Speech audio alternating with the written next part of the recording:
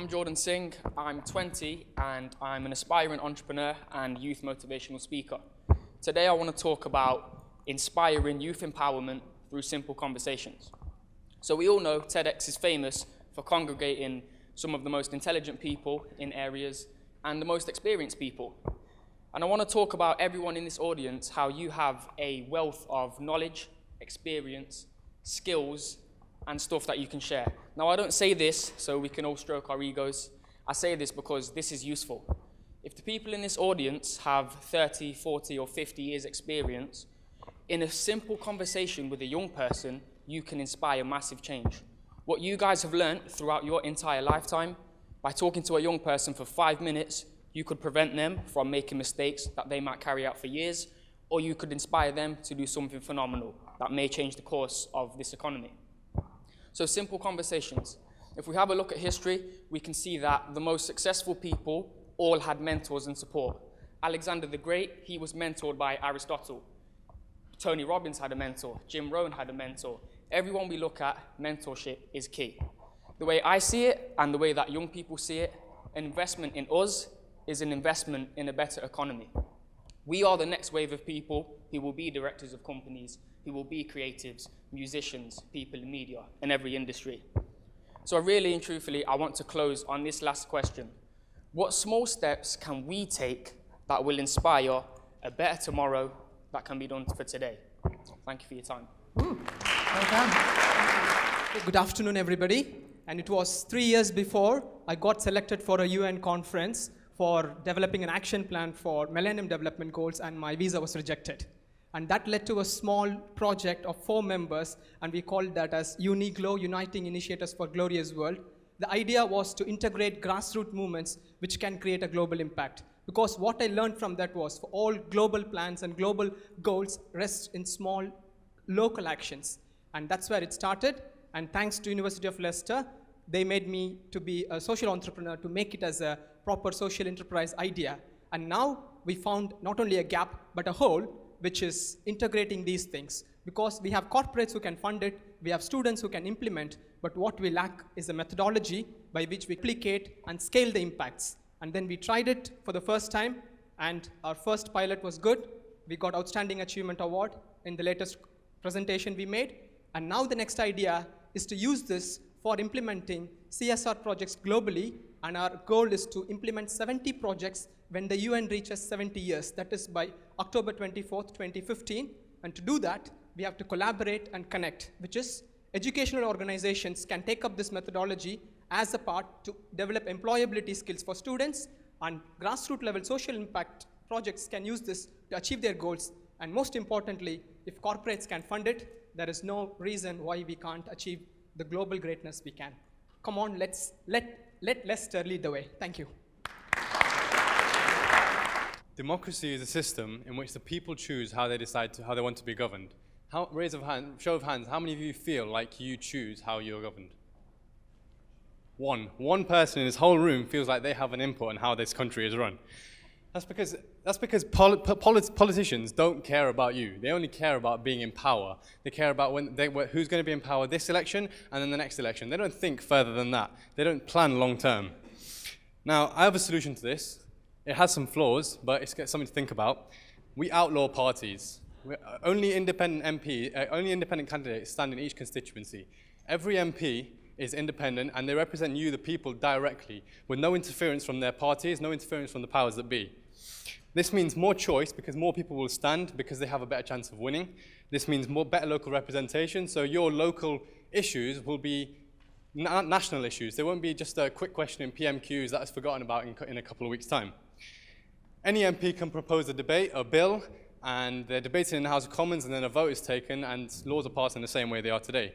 There could be a separate election for the Prime Minister, where Prime Ministers choose their cabinet after being elected from the independent MPs that are chosen. So then you guys are represented more directly. There's no interference from other people, and power is brought back to the people and away from Westminster. Thank you. I just want to hand it back to all of the inspirational speakers I've actually spoken today, because it's really inspired me. I mean, who's feeling inspired in the room today? Come on, guys. Let's do better than that. Who is feeling inspired today? Yeah. That's better, guys. And you know, one thing I learned very recently was the two most common fears that human beings have is the fear of public speaking and the fear of death. And the craziest thing I found out was that people are more scared to stand up and speak in front of public than actually scared of dying. It's crazy, right? So I actually want to just hand it back to everybody that's spoken today. So if we just give them a massive round of applause, please. Thank you. So my name is Suki Gill. A lot of people know me as Teddy because I'm a bit on the chubby side, and I was a lot chubbier than this, so that's where the name Teddy came from.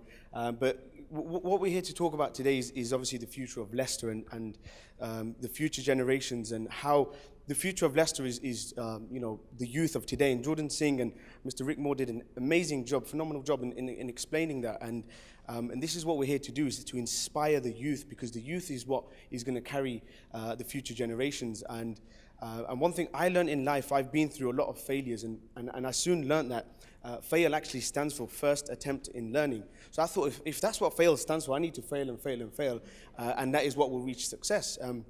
Because people see success as, you know, obtaining and getting their end goal or their dream, but success is not that. Success is, you know, you failing and actually becoming a stronger version of yourself. And that is what success is, ladies and gents. And that's why I like to inspire and teach other people exactly the same thing. So the future generations, and I actually want to, you know, I've probably spoken a bit too much now, so I want to bring on the next gentleman. And this is a classic example of what we want to do with the youth of today. Actually 18 years of age, absolutely, you know, doing phenomenal things in the industry and business that we're in. And, you know, I'll let him share his story, but this is a classic example of self-development and the growth that we try to inspire people. So I'll bring on the next speaker, Mr. Amar Chauhan. Hi, guys. Teddy has touched up on the generations about where we're going to go. And what I realized very early is that we can't be stuck in past times. Our ancestors, they were farmers, right? And then the generation after that, they were all factory workers. So where does that leave us? That leaves us in the information age. And I learned this through a gentleman named Keisha here, who I'm just going to hand to now. He made me realize that there's a lot more opportunity out there than we see.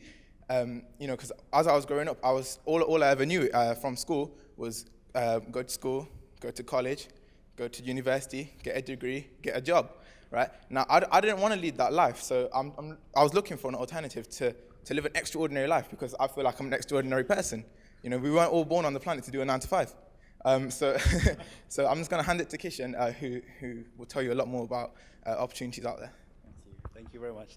Thank you. My name is Keisha Debra. I'm 26 years old. I'm actually an optometrist, right? And these guys are talking about me in business, so you're probably wondering, what's an optometrist doing in business? But I do come from a very highly educated background, and what it is I actually gave up my job, and I know everybody wants to be successful. You know, gentlemen you see here, they want to be successful, and my definition of success is really, what are you going to do for other people? And so I gave up my job, and I started working in charities for a couple of years and giving back to homeless people. And you know, somebody said to me, if you want to be successful, you have to have a vision, right? And my vision was really, because I really wanted some of the things that I saw, it was terrible. You know, I really wanted to end homelessness. And so I actually went into business and you know, I expanded a network, because I understand that, you know, if you want to do anything extraordinary, you can't do it by yourself. You need a group of individuals, just like you amazing people over here. You know, you're all coming together. It's really, really good to see. And, you know, I always used to watch TED, right, on YouTube, and I was thinking, you know, one day, just maybe one day, I could be there. And I'm standing here today, and it's like Naina mentioned today, you know, you ask into the universe, and I said, maybe one day I could be on TED, and here I am, standing here today, and I believe it's because I gave up something to help somebody else. So this is just one thing to say to you, is if you do something for other people, doors start opening for you. You know, give back to the world, and things will come back to you, even if you don't expect anything in return. That's what we did. We've grown a massive organization, 200 people in an essential services industry, and because of this, we are constantly helping other people. And this is the idea from today: help other people, and you're going to help yourself. That is the business of the 21st century. Thank you.